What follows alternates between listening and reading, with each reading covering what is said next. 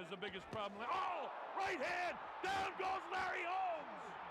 For one of the few times in his career. Muhammad Ali is a well-known professional boxer who is the greatest of all time, was most times faced up with his partner Larry Holmes to see who defeats the other. But then comes another boxer, Mike Tyson, who was a younger guy. He admired Muhammad Ali, and because he was defeated by the Larry Holmes, he decided that he was going to go into the boxing profession in order to avenge Muhammad Ali. That was how much he liked him. But on the other hand, Mike Tyson was doing himself good. Once his plans were achieved, he would be well known too, and wouldn't be forgotten by anyone. Stay tuned to see what transpired. Here's a combination uppercut by Tyson. Tyson laying it on, pouring it on. Down goes Bruno into the ropes. Between the years of 1960 to 1970, Muhammad Ali was the greatest and most well-known fighter because he fought with grace, speed, and confidence. He was always ready to hit any opponent up to the age of 38, but then their whole strength was cut short by a younger fighter named Larry Holmes. But one thing happened when they were both face-to-face with each other. Muhammad Ali started saying things like, "I am the ring, I am the master, and you owe me all you've achieved." He used these words as a means to demoralize his opponents, but in the case of Larry Holmes, it's not the same. But it happened that Larry Holmes was the first to hit him up before the end of the fight. Meanwhile, before the boxing, Larry Holmes once said that Muhammad does not exist again, that there's nothing like him again. So he defeated Ali so well, so it looked insulting for his caliber. Ali won't be blamed here because he was suffering from an illness. You ain't knocked nobody out in 67, 76, and you say you gonna knock me out. I ain't never been out 35 fights. Mike Tyson is a heavyweight fighter, though he didn't weigh as much as Larry Holmes in the sport's history. He was known to be the hardest man on the planet. He had great motivation and passion for fighting, which he used to avenge Muhammad Ali, his hero, in the year 1988. Like I said earlier, Muhammad Ali was well known for his fighting skills. During the year 1980, he faced his opponent Larry Holmes at Caesar's Palace in Las Vegas. Meanwhile, before the fight went on, 3 months before then, he ran a medical checkup, which when the result was out, it wasn't a good one to speak of. But it was later revealed to him that he had some disorders like Parkinson's disease and others. The result in turn added to the problem he faced during their fight session. Meanwhile, Larry Holmes, another great fighter, was interviewed and he was asked who Muhammad Ali was. He simply said he's a nobody and that he doesn't exist. He's in the dark while Larry Holmes is in the light. So he is nothing to him. Larry Holmes always bragged he was the best and was not owned by anyone. During the 1980s, Muhammad Ali was the world's new champion. But as I said earlier, he was medically checked before he went into his fighting sessions, and this happened 3 months before their fight. Plenty himself, there's no question about that. That's rolling down from that right hand. Another thing we found out about him was that he couldn't, with his fingertips, touch the tip of his nose, and that he could hardly stand on his feet. And that was just part of the things that he suffered from. I hope I'm making sense here. So Muhammad Ali and Larry Holmes had a fight session, but the bad thing is that he was defeated by Larry Holmes. He never expected that to happen.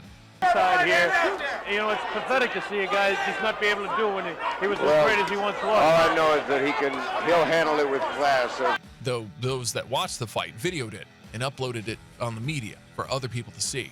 This was terrible on the side of Muhammad Ali. Everyone got sad concerning what happened, even little Mike Tyson, who was in a penal colony serving time in Albany. He felt so bad for Muhammad Ali, who was the greatest of all time. About the uploaded, 4 friends sat down to watch the video, and Mike Tyson was part of them. He felt bad and then decided that he would, with a passion and motivation, go into boxing as a profession.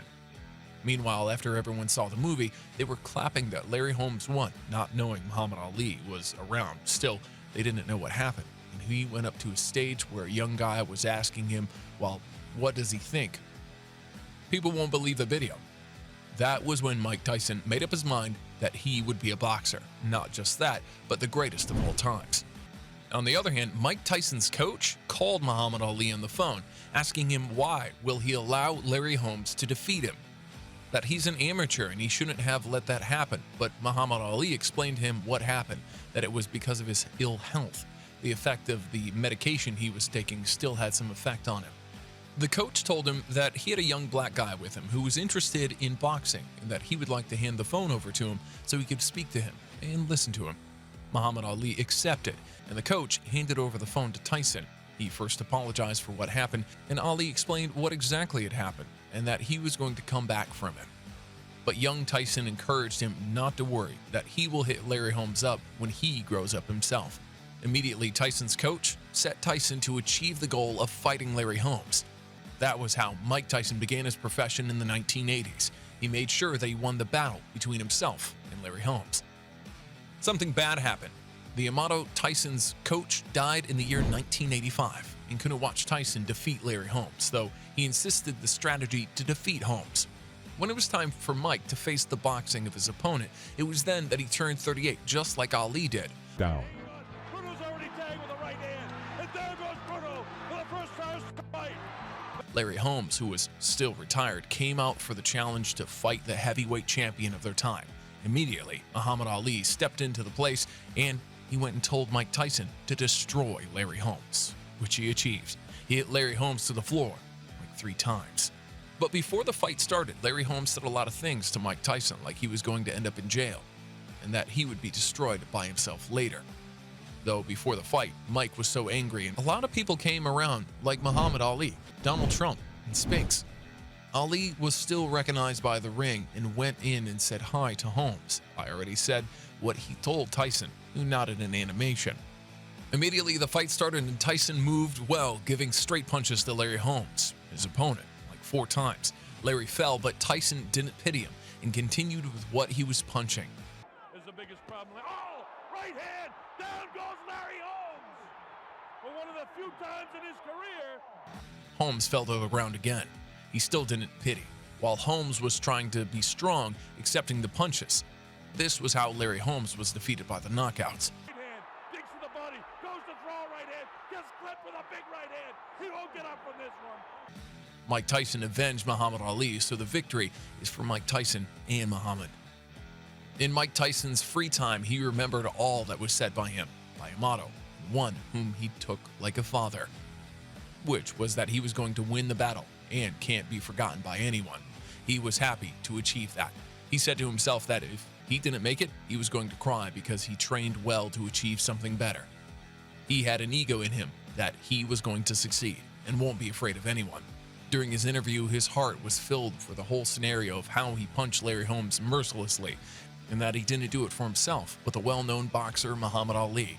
Mike Tyson admired Muhammad so much, but now he has the greatest reputation because of what he did. Also, it pays to be brave. Imagine Ali, who knew he was ill and still came up to defeat Larry Holmes, but he couldn't make it. But his brevity should be one to emulate. Therefore, that name, the greatest of their names, suits him. With the stories that we've told here comes the end of today's video. If you enjoyed this video, please do hit the like button and subscribe to this channel. Thanks for watching, and see you in the next video.